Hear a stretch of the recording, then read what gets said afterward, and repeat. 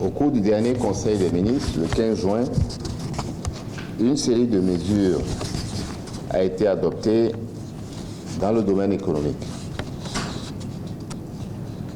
Ces mesures viennent conforter la vision du gouvernement qui est celle d'offrir de meilleures conditions de vie à nos compatriotes, de les sortir de la précarité et surtout de créer des opportunités qui vont donner des emplois aux plus jeunes parmi nous. Une première série de mesures a été prise essentiellement pour réduire les dépenses, assainir le cadre. Certaines des mesures ont porté sur le foncier, la délivrance des titres fonciers, faire en sorte qu'il y ait le plus de titres fonciers possible dans notre pays. Et j'expliquerai pourquoi c'est important, pourquoi c'est une avancée, une grande avancée dans le travail que nous faisons. Et enfin, il y a eu des mesures fiscales et parafiscales de facilitation des opérations économiques pour permettre, là encore, d'amplifier l'activité économique et de la relancer.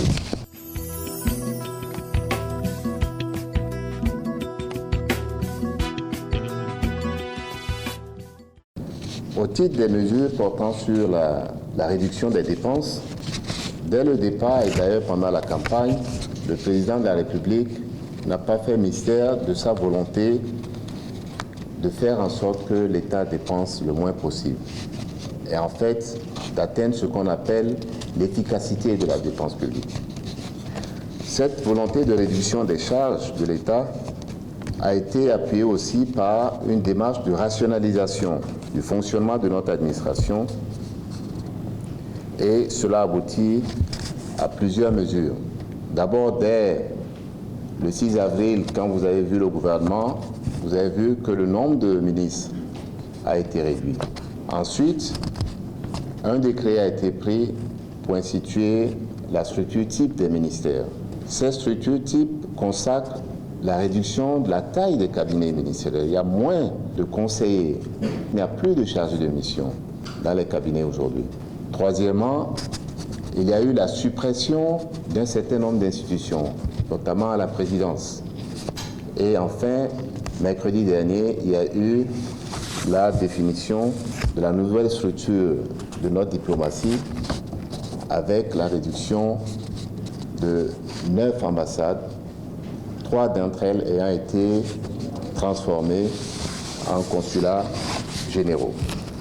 Tout cela a été traduit aujourd'hui dans le collectif budgétaire que nous soumettons à l'Assemblée nationale. Et en chiffres, parce que c'est important toujours d'avoir les chiffres, j'aime dire que quand on a les chiffres, on sait dans quelle direction on va. Toutes ces mesures que je viens d'aligner se sont traduites par une réduction des dépenses dans le budget de 149 milliards de francs CFA pour le compte de cette année 2016. Il est évident qu'en année pleine, donc en 2017, si on mesure l'impact de ces mesures, le chiffre sera plus important. Donc c'est le premier paquet de mesures, réduction des dépenses. Et si je veux résumer, toutes ces mesures ont pour impact de réduire les dépenses de notre administration de 149 milliards de francs CFA.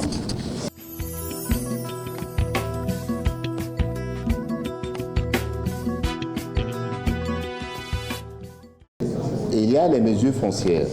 Ces mesures sont relatives à la facilitation de l'accès aux titres fonciers à nos compatriotes, surtout dans les villes, mais aussi dans les campagnes, pour faire en sorte que chacun de nous qui sait que son patrimoine le plus important, c'est la terre, c'est un immeuble, c'est une maison, puisse avoir un titre qui traduit cela. Parce qu'en ce moment, vous savez ce que vous pouvez en faire. Dans ce cadre, il y a eu déjà plusieurs actions pilotes. Il y a eu en 2000 une action pilote pour délivrer des titres fonciers gratuitement dans un îlot de Cotonou. Dans le cas du MCA, il y a une autre action pilote. Et au titre de cette action pilote, il y a aujourd'hui beaucoup de titres fonciers qui sont en attente, puisque Les détenteurs de ces titres doivent payer 25 000 francs pour les retirer. Le gouvernement a décidé que ces titres pourraient être retirés gratuitement. À ce jour, il y a 2513 titres qui sont concernés. Donc 2500 de nos compatriotes pourront aller retirer ces titres et avoir un document aujourd'hui qui leur permet d'aller dans une banque, qui leur permet d'aller ailleurs pour, disons, faire des opérations. Par ailleurs, l'État permet aux bénéficiaires de procéder à leur retrait, donc sans paiement d'aucun frais. Et en plus, s'y ajoute, ils ont la possibilité d'accomplir les formalités d'obtention de l'IFU, l'une des pièces importantes du dossier, avec leur carte l'EPI. Je rappelle que pour retirer ce document, de retirer l'IFU, il fallait avoir une carte d'identité nationale. Beaucoup de nos compatriotes n'ont pas cette pièce-là. La mesure de facilitation que je viens de décrire sera généralisée à toute l'étendue de notre territoire. Cette généralisation va concerner non seulement la suppression des frais, mais également le programme pilote qui a été mené dans le cadre du MCA. Et le chef de l'État a, dès la semaine dernière, donné des instructions pour que des moyens conséquents soient donnés à l'agence pour effectuer ce travail-là sur toute l'étendue de notre territoire national. Je considère ces mesures comme des mesures très importantes dans la formalisation de notre économie, mais surtout dans la relance des activités économiques. La délivrance des titres fonciers a un impact incroyable sur les activités bancaires, sur les activités économiques générales et aussi sur la fiscalité.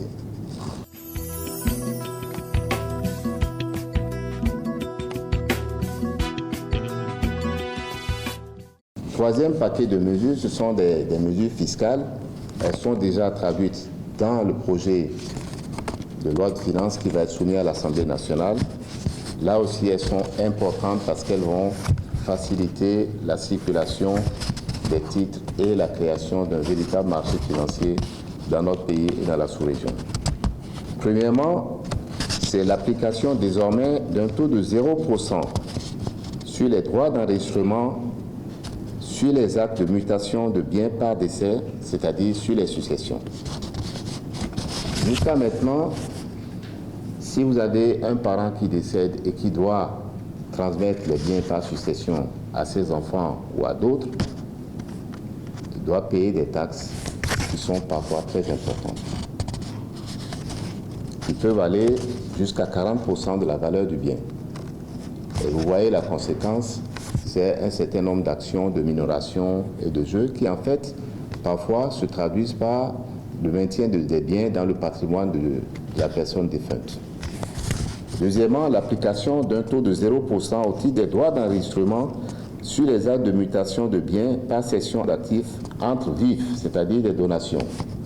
Vous voulez donner un bien de votre vivant à votre enfant, désormais ça va être 0%. Jusqu'à maintenant, vous devez payer des taxes parfois très importantes. Dans les deux cas, les taux normaux actuels varient entre 8% et 40%. Troisième mesure, c'est l'application d'un taux de 0% au titre des droits d'enregistrement sur les cessions de biens meubles et immeubles, de même que les actes de créance tels que les crédits bancaires. Là aussi, lorsque vous avez ces actes à faire, vous devez payer. Aujourd'hui, nous disons à partir du vote de cette loi, cette nouvelle loi rectificative des finances, ça va être 0%. Quatrièmement, l'application d'un taux de 0% au titre des droits d'inscription et de radiation des hypothèques.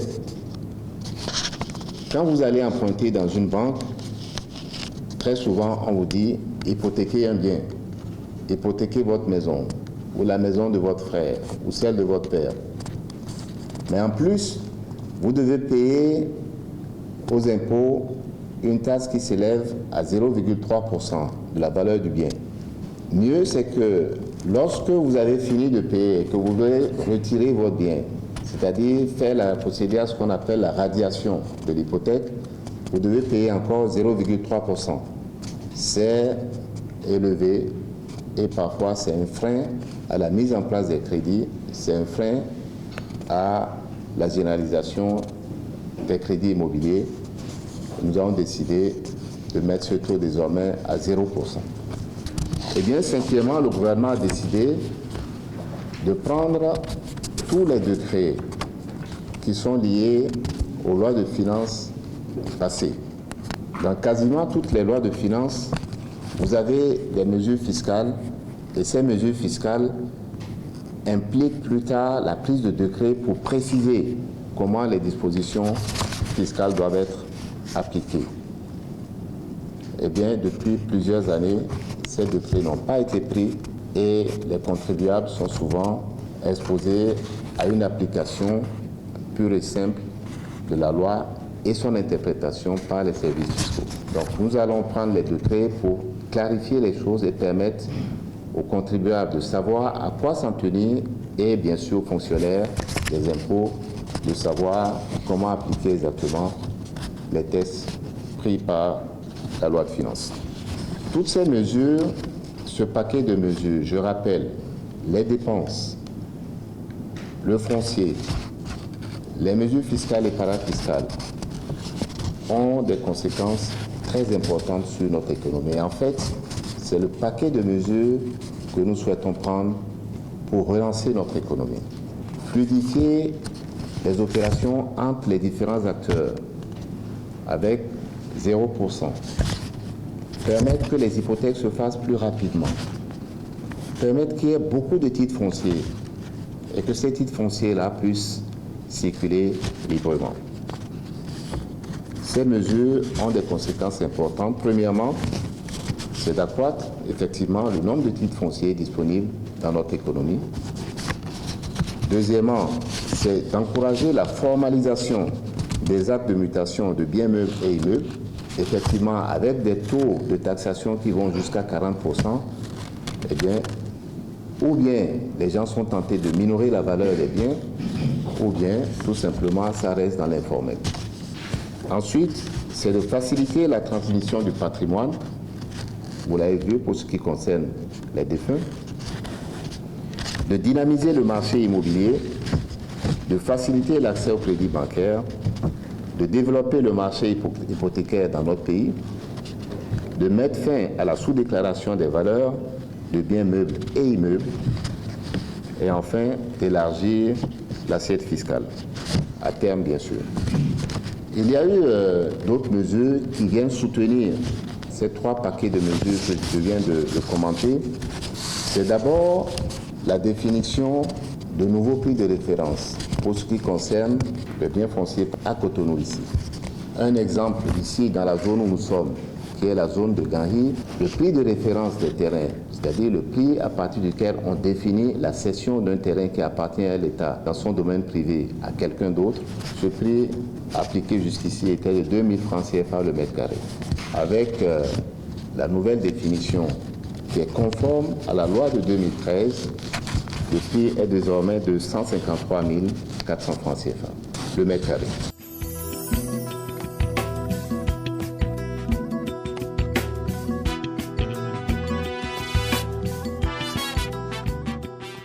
Le gouvernement a aussi décidé que les usagers qui occupent illégalement les domaines publics doivent les libérer assez rapidement. Un délai au 31 décembre de cette année est fixé. Il s'agit essentiellement de gens qui occupent des trottoirs et qui empêchent la circulation des usagers ou des piétons parfois, ou des gens qui occupent des places publiques. C'est une mesure donc qui va permettre de faciliter la circulation dans nos villes et en particulier à Cotonou ici.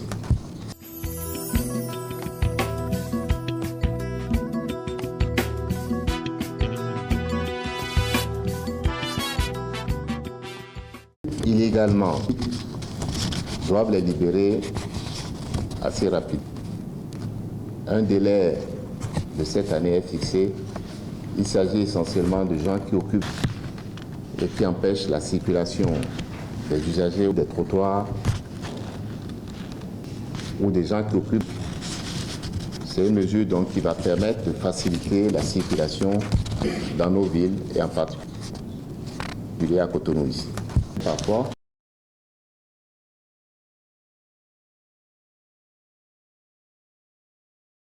occupent illégalement doivent les libérer assez rapide.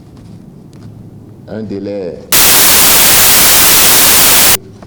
il s'agit de cette année FI.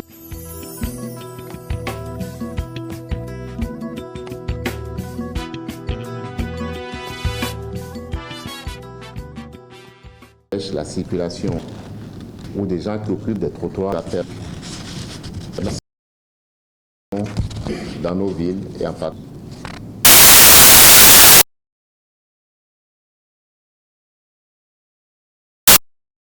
Occupent illégalement assez rapide. Un délai,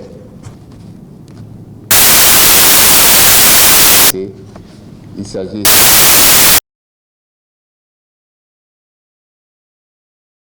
empêche la circulation. C'est une mesure donc qui va permettre de faciliter la circulation dans nos villes et en particulier.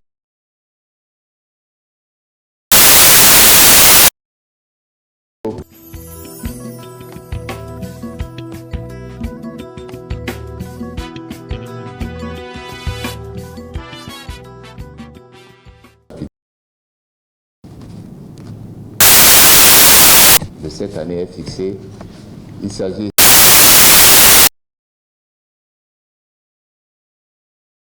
qui empêche la circulation. C'est une mesure donc qui va permettre la circulation dans nos villes et en particulier. Occupent illégalement permettre de faciliter la circulation assez rapide.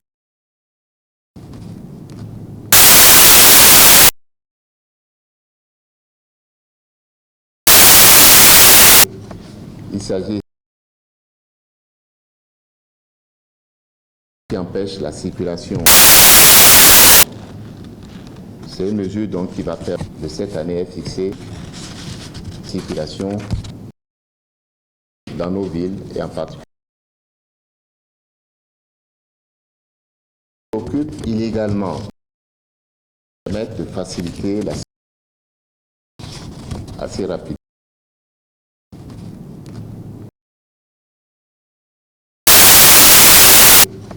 Il s'agit qui empêche la circulation. C'est une mesure donc qui va permettre de cette année est fixée dans nos villes et en particulier. Nous espérons que là aussi, ça permettra de relancer les prêts aux particuliers et aux entreprises dans notre pays. Enfin, nous sommes sûrs que ces mesures auront un impact à moyen terme sur la situation fiscale de notre pays. Parce que nous sommes certains que l'assiette de ce fait va s'accroître.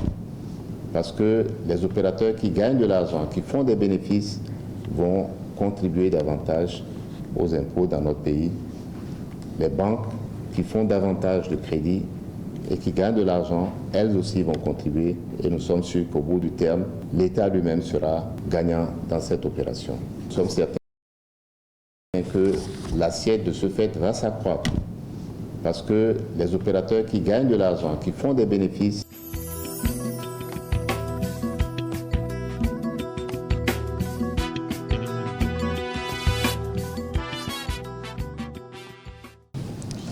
Alors, l'État a l'obligation et la mission d'accompagner les collectivités locales, les municipalités, les communes, les villes dans l'amélioration et la bonne gestion de notre cadre de vie. Il faut reconnaître que ces dernières années, en prenant l'exemple de quelques centres urbains, notre cadre de vie s'est énormément dégradé. Il suffit de regarder nos trottoirs, de regarder les terre-pleins centraux, les grandes artères de nos villes, de regarder notre littoral, et j'en passe.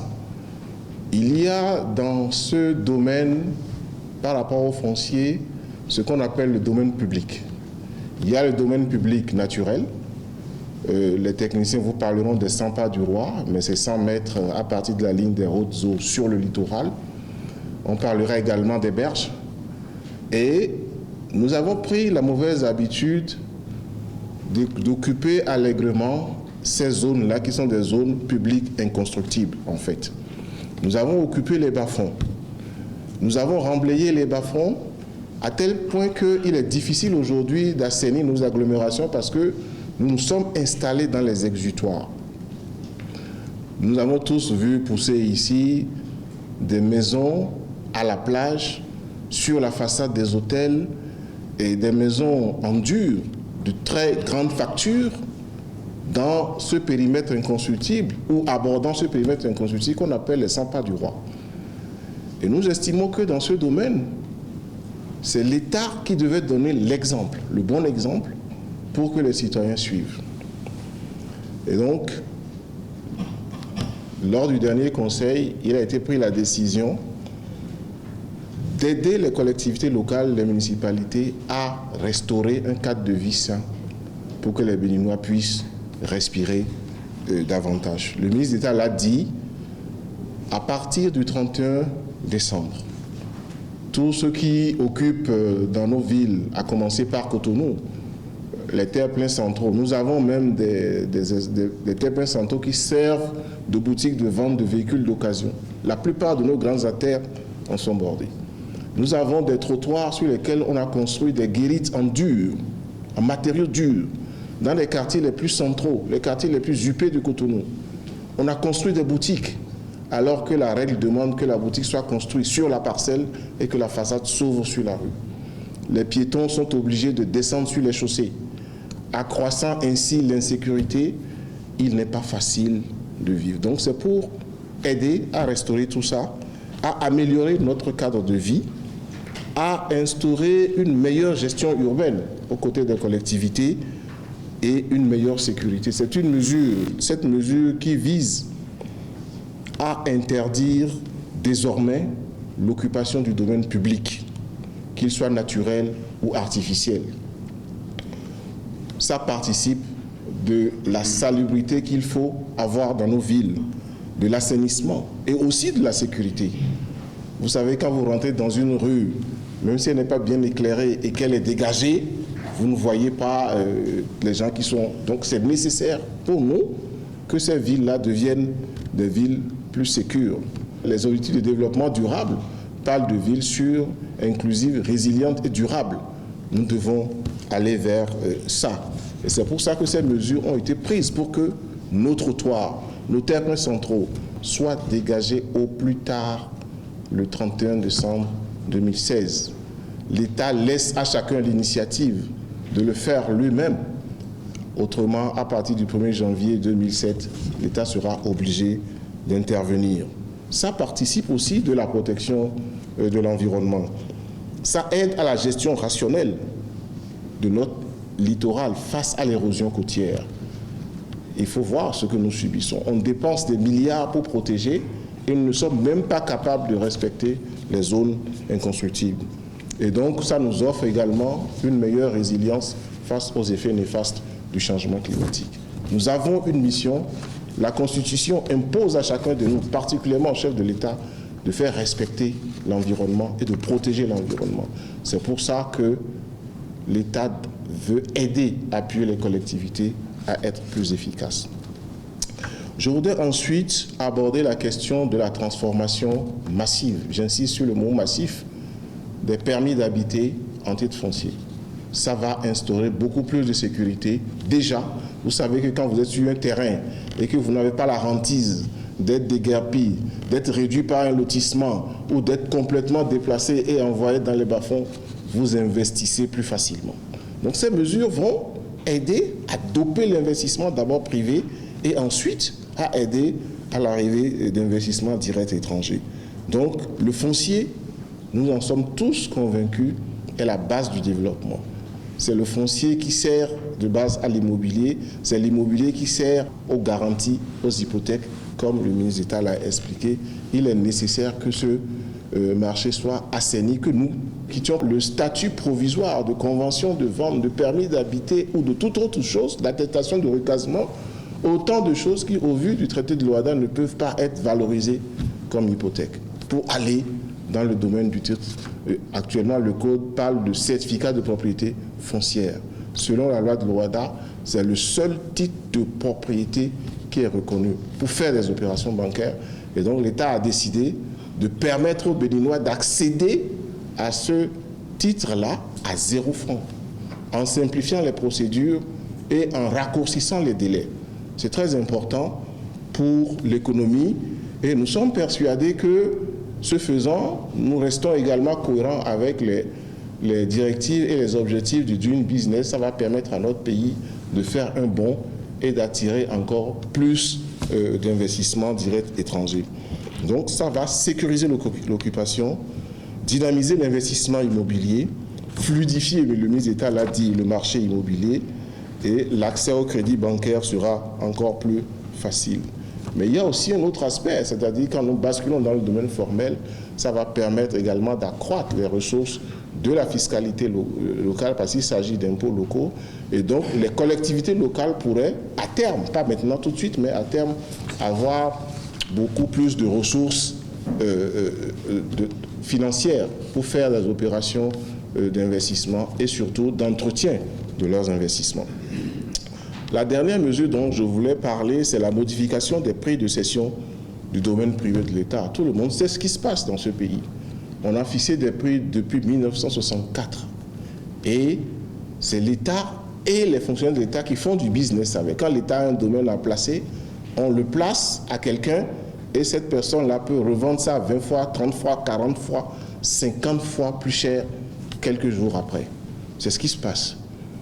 Le gouvernement a décidé que tout ce qui profite à l'individu, il vaut mieux que cela profite à l'intérêt général et que cet argent aille dans les caisses de l'État pour permettre à l'État d'assurer ses fonctions auprès de chaque citoyen. Donc, c'est de l'ordre de 2000 à, vous l'avez entendu, à 150 000 francs le mètre carré.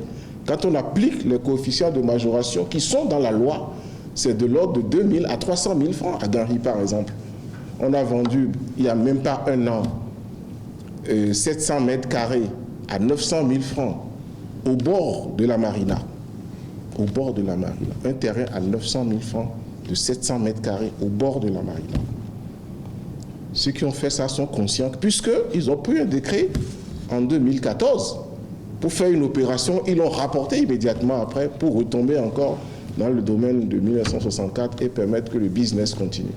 Donc l'État a décidé d'instaurer un peu plus de transparence sur ce terrain-là pour que cette manne, puisque le domaine privé de l'État, c'est pour l'État. L'État veut dire nous tous, profite à l'État béninois. Quelqu'un qui veut acheter le domaine privé de l'État l'achète. Même pas là où l'État passe à 300 000, le prix du marché est encore plus élevé. C'est autour de 500 000 francs CFA, le mètre carré. Donc il vaut mieux que cet investissement-là participe et aide l'État à faire, à profiter aux populations plutôt qu'aux individus. Voilà les précisions que je voulais apporter sur ces 3 mesures. Je vous remercie.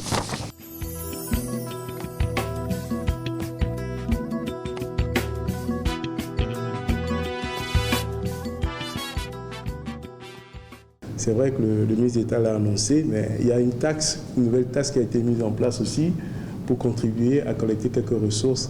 Il s'agit d'une taxe à l'exportation des graines de coton, des noix de cajou et des fibres. Ça doit générer à peu près 10 francs le kilo. Et cette taxe doit permettre notamment de contribuer au financement des actions de recherche agricole. Donc c'est un élément important qui apportera des ressources nouvelles. Donc c'est la seule taxe qui vient en complément de celle qui existait au titre de l'exercice 2016. La volonté du gouvernement, c'est de simplifier les relations entre les administrés, entre les contribuables et l'administration fiscale. Pour ce faire, il faut que les éléments soient transparents, que chacun puisse savoir quelles sont les taxes qu'il doit payer et dans quelles conditions il doit les payer pour être en mesure de respecter ses engagements. Cette volonté participe essentiellement au souhait de formaliser notre économie. Le secteur informel est très très important. Et pour le réduire, il faut rendre le secteur formel attractif. Le secteur formel ne peut être attractif que si il y a une transparence dans les règles et que chacun sait à quoi s'en tenir. Et c'est un élément très très important. Toutes ces réformes-là qui sont en train d'être faites ne pourront s'appliquer réellement que si au niveau de l'administration, il y a des réformes importantes qui sont prises. Et c'est l'objet aussi de cette démarche du gouvernement, rendre le secteur formel attractif pour que les contribuables puissent venir tranquillement s'inscrire dans cette démarche de payer leurs impôts, de manière à ce que le gouvernement trouve les ressources nécessaires pour financer les œuvres sociales.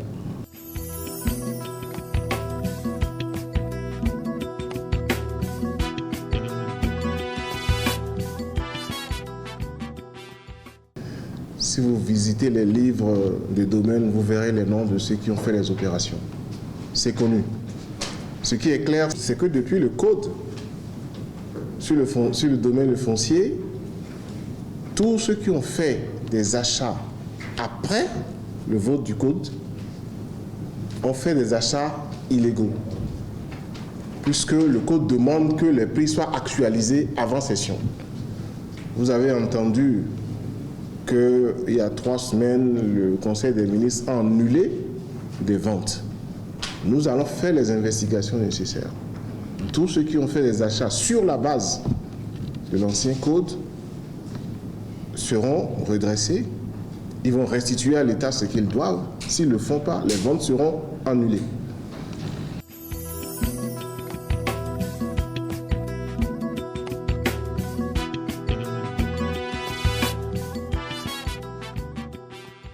En ce qui concerne le recasement des personnes déguerpies,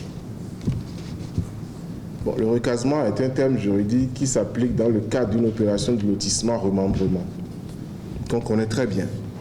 Ça veut dire que vous avez votre terrain, vous avez votre titre de propriété, on fait une opération d'aménagement qui vous touche et on vous recase quelque part pour rétablir la justice.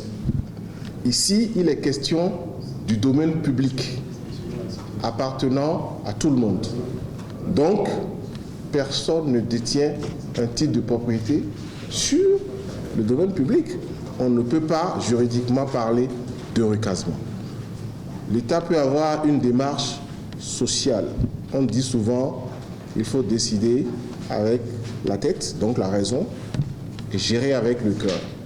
L'État dit, je donne 6 mois, je vais communiquer, je vais informer de ce que je veux faire à tous ceux qui se sentent dans l'illégalité de se mettre à jour. Parce que le domaine public déjà doit rester le domaine public pour que les fonctions qui peuvent s'exercer dans ce domaine, la circulation, la mobilité, l'éclairage, se passent aisément. Aujourd'hui, cela ne se passe pas aisément. Les piétons ne sont même pas en sécurité. Donc c'est pour nous tous. Il n'y aura pas de déguerpissement, plus de recasement. Il est temps que nous commençons à bien faire les choses. Merci beaucoup.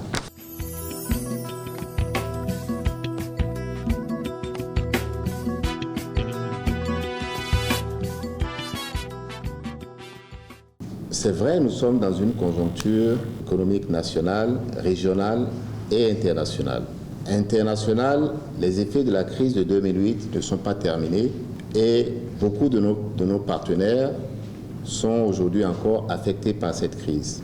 Et s'y ajoute que les pays émergents notamment, qui avaient connu une très grande croissance dans la période, qui a compensé la chute de la croissance dans les grands pays, le Brésil, la Chine, l'Afrique du Sud, etc., ces pays sont aujourd'hui confrontés eux-mêmes à une décélération de la croissance. Et bien sûr, vous avez les prix des matières premières qui ont chuté, en particulier celui du pétrole. Et c'est ça qui frappe sur le plan régional et sur notre plus proche voisin. La chute des cours du pétrole sur le marché international a profondément affecté et le budget du Nigeria et les activités économiques dans ce pays. Cela, c'est clair, a un impact sur nous.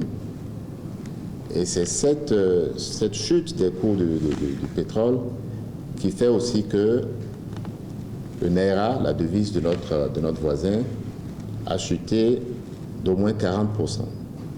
Le Naira a perdu plus de 40% de sa valeur. Et cela, de ce fait, renchérit les importations. Et vous savez que ce qui nous lie dans le domaine commercial au Nigeria, c'est la réexportation, c'est-à-dire les importations que nous faisons des marchés internationaux que nous revendons au Nigeria. Et donc, depuis quelques mois, les activités dans ce domaine-là ont baissé de manière substantielle. Notre analyse tient compte bien sûr de cela. Et quand vous lirez le rapport produit par le ministère de l'Économie et des Finances, vous verrez l'impact que cela a, y compris sur notre croissance économique, l'impact que cela a sur nos recettes, qui ont baissé cette année déjà. Et donc, notre analyse, oui, bien sûr, tient compte de cela sur le budget rectifié de 2016, parce que nous avons maintenant les données, nous savons de combien le Naira a baissé, nous savons de combien nos recettes ont baissé, et nous pouvons projeter pour la fin de l'année combien nous aurons de recettes. Cela a été fait.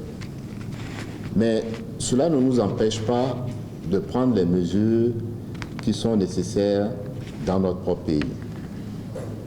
Nous devons faire notre travail et ensuite voir comment nous pouvons tirer le meilleur avantage de la situation régionale et internationale. C'est ce que nous faisons. Faire les réformes structurelles qui sont nécessaires dans notre pays pour préparer notre économie à résister aux chocs, pour faire en sorte que les recettes soient un peu moins dépendantes des recettes douanières et donc des recettes internationales. Créer un marché intérieur aussi.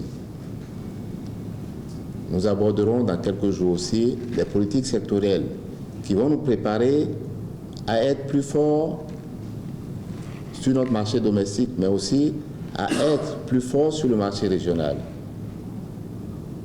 avec un secteur agricole beaucoup plus fort qu'il ne l'est aujourd'hui. Parce que, nous l'avons dit à plusieurs reprises, notre pays peut être le grenier de l'Afrique de l'Ouest. Nous pouvons produire pour le Nigeria, nous pouvons produire pour les pays sahéliens. Et nous devons nous préparer à cela.